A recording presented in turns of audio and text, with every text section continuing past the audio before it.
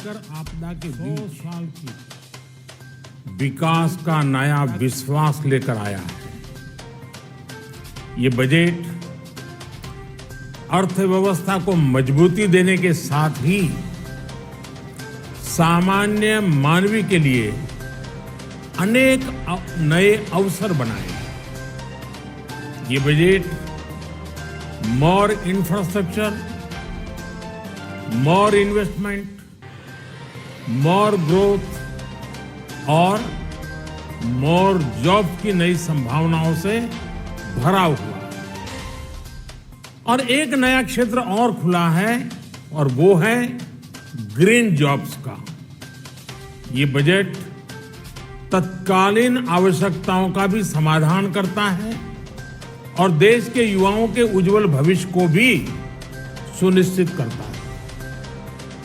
ये पिछले कुछ घंटों से देख रहा हूं जिस प्रकार से इस बजट का हर क्षेत्र में स्वागत हुआ है। सामान्य मानवी की जो सकारात्मक प्रतिक्रिया आई है उसने जनता जनार्दन की सेवा का हमारा उत्साह अनेक गुना बढ़ा दिया है। जीवन के हर क्षेत्र में आधुनिकता आए, टेक्नोलॉजी आए, जैसे किसान ड्रोन हो, वंदे भारत ट्रेन हो, डिजिटल करेंसी हो, बैंकिंग के क्षेत्र में डिजिटल यूनिट्स हो, 5G सर्विसेज का रोल आउट हो, नेशनल हेल्थ के लिए डिजिटल इकोसिस्टम हो। इनका लाभ हमारे युवा, हमारे मध्यम वर्ग, गरीब, दलित, पिछड़े, ये सभी वर्गों को मिलेगा। इस बजट का एक महत्वपूर्ण पहलू है गरीब का कल्याण। हर गरीब के पास पक्का घर हो, नल से जल आता हो, उसके पास शौचालय हो, गैस की सुविधा हो, इन सभी पर विशेष ध्यान दिया गया है। इसके साथ ही आधुनिक इंटरनेट कनेक्टिविटी पर भी उतना ही जोर है। जो भारत के पहाड़ी क्षेत्र हैं, हिमालय का पूरा पट्टा, जहां जीवन आसान बने, वहां से पलायन ना हो, इसे ध्यान में रखते हुए भी नई घोषणा की गई।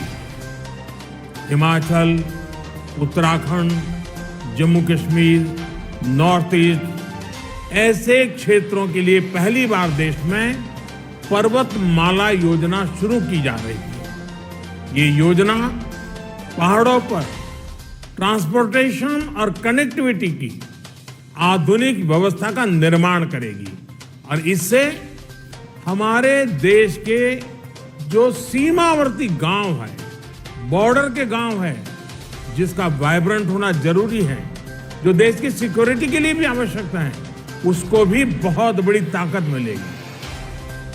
भारत के कोटि कोटि जनों की आस्था मां गंगा की सफाई के साथ साथ किसानों के कल्याण के लिए एक महत्वपूर्ण कदम उठाया गया है। उत्तराखंड, उत्तर प्रदेश, झारखंड, बिहार, पश्चिम बंगाल, इन राज्यों में गंगा किनारे नेचुरल फार्मिंग को प्रोत्साहन दिया जाएगा। इससे मां गंगा की सफाई का जो अभियान है, उसमें मां गंगा को केमिकल मुक्त करने में भी बहुत बड़ी मदद मिलेगी। बजट के प्रावधान यह सुनिश्चित करने वाले हैं कि कृषि लाभप्रद हो, इसमें नए अवसर हो, नए एग्रीकल्चर स्टार्टअप्स को प्रोत्साहन देने के लिए विशेष फंड हो या फिर फूड प्रोसेसिंग उद्योग के लिए नया पैकेज।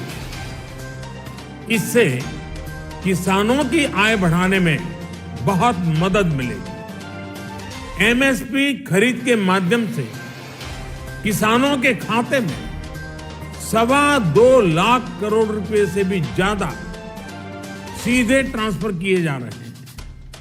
कोरोना काल में एमएसएमई यानी हमारे छोटे उद्योगों की मदद और उनकी सुरक्षा के लिए देश ने लगातार अनेक निर्णय लिए थे, अनेक प्रकार की मदद पहुंचाई थी। इस बजट में क्रेडिट गारंटी में रिकॉर्ड वृद्धि के साथ ही कई नई योजनाओं का ऐलान किया गया है।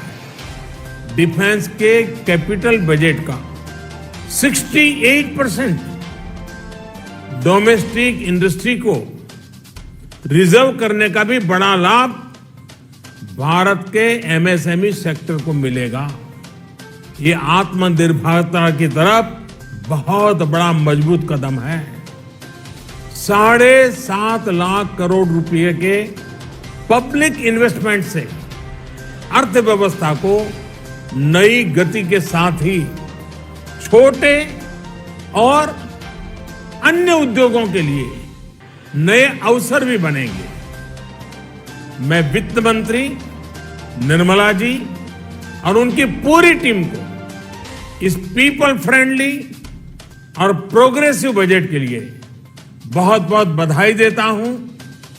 कल भारतीय जनता पार्टी ने मुझे सुबह 11 बजे बजट और आत्मनिर्भर भारत विषय पर बात करने के लिए निमंत्रित किया है। कल 11 बजे मैं बजट के इस विषय पर विस्तार से बात करूंगा। आज इतना काफी है। बहुत बहुत धन्यवाद। उत्तर प्रदेश और उत्तराखंड की तमाम छोटी बड़ी खबरों के लिए देखते रहिए समाचार उत्तर प्रदेश उत्तराखंड, खबरों की दुनिया। जुड़ने के लिए चैनल को सब्सक्राइब करें और लेटेस्ट न्यूज अपडेट के लिए बेल आइकन दबाएं।